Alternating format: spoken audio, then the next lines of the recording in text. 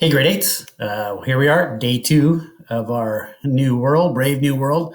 Hopefully, everything went okay on day one. Today, we're going to continue with some math. I have a science lesson I'm going to do as well with you. And we're also going to do a Google Meet with everybody in small groups.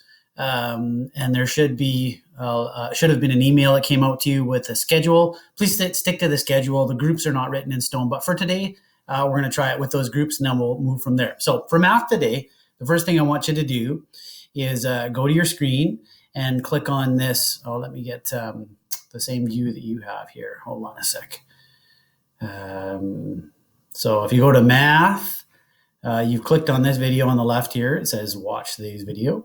And then you click on the answer key here, and we should be able to, just let me hide this. We should be able to get a copy of this. Everything's really slow right now. The internet is crazy slow. So if you open this up, this should give us an answer key. And again, it's just a two-dimensional, not real-time answer key, but it shows the steps that you needed to do. So remember, when you're doing volume, you just get the area of one end. So here I had 6 times 5, which is 30, and then multiply that by 10. For here, you're already given the shaded area, which was 8. You multiply that by 8, and you get 64. Okay, and volume is always cubic centimeters, cubic units. Could be milliliters as well, but for these shape, it's going to be either centimeters or meters cubed. Okay, could be feet, could be inches if we're using American units, miles, yards, whatever. Anyway, number 3 is a little bit different. And today we're going to actually get a little bit more into how to do the volume of a cylinder. For these ones, you're given the area of one of the ends, which is 12 meters squared. That's the area of this shaded part. And then I just multiply by the other dimension. That's all you have to do. Literally 12 times 5. For this one, it's a triangular prism. You just take that triangle. The area is already done for you. 16, multiply that by how tall it is, 12, and you get 192. This one, you had to do a little bit more work. You had to calculate the area of one of the ends, one of these triangles. And it's upside down, but that's okay. In the instructions yesterday, I showed you how to do this too.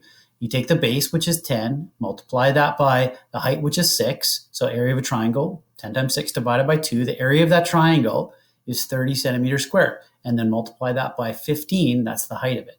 Okay. Number 6, that's just another rectangular prism. Another shaded area, you do that the same way. 9 and 12 are both just rectangular prisms. So you don't have to do anything except for multiply all 3 sides.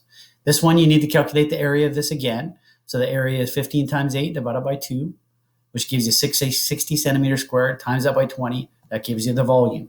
Okay. This one, you've already been given the shaded area.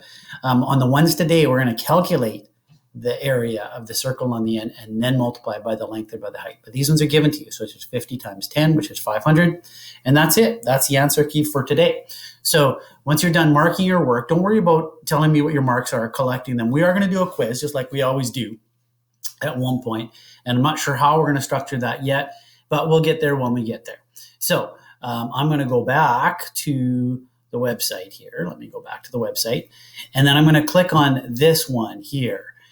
This is the work for today. Now, there's 2 that you could do today. This is going to be really easy for some of you. And for others, it might be a bit of a challenge. And that's okay. I want you to try. I want everybody to try that. And then if you burn through this page like it's too easy, there's an extending page for you. A little bit more complicated, but we'll get to that in a minute. Okay? So this is for everybody.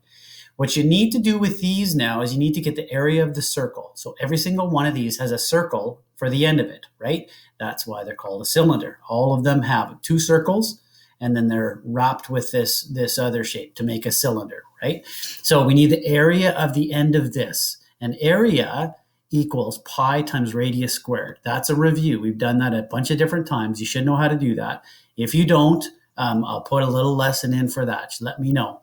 Okay, but it's area equals pi r squared. So area equals 3.14 times 5 times 5. That will give you the area of the end of this, and then multiply it by 12. So if you're looking for the answer for number 1, it's literally going to be 3.14 times 5 times 5. That'll give you the area of the circle right here at the end, and then multiply that by the length or by the height, which happens to be 12.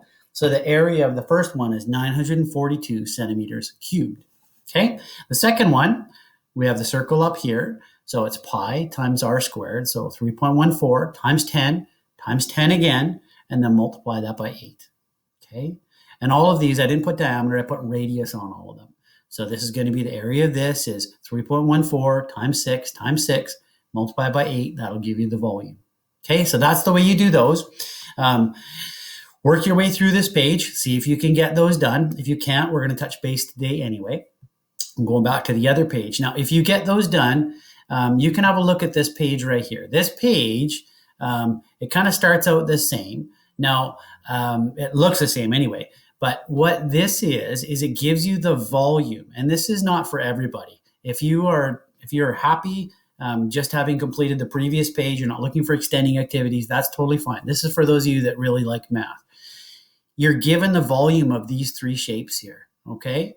And what you need to do is figure out what the height is, because I have the volume equals 2178 times pi, and that's the volume of the whole thing. So you just multiply this by 3.14. And then this is the radius, so you'd have to work backwards to figure out what the height is. This one, you're given the height. You have to figure out what the radius is. This one, you want the diameter. So you get the radius first and then multiply that by 2. And then these are the same kind of things. They're not simple questions, but give them a try. Now with this one, I've included the answer key as well. Don't start with the answer key, obviously. Try to work backwards from here and see if you can figure those out. So that's our math lesson for today. Kind of short and sweet. It's still review. I know that we've done volume many times, and we've, at least at this point, we've done area of circles quite a few times. And I want you to practice that a little bit more. And if you find that too easy, then go and try this page and see what that's like. And mark your own work. But yeah, that's what we're going to do for today. Hopefully that keeps you busy. There's also a science lesson. So make sure that you check in on the science page today and go through there. We're going to write some notes. So make sure you write it down. You need a pen and a piece of paper.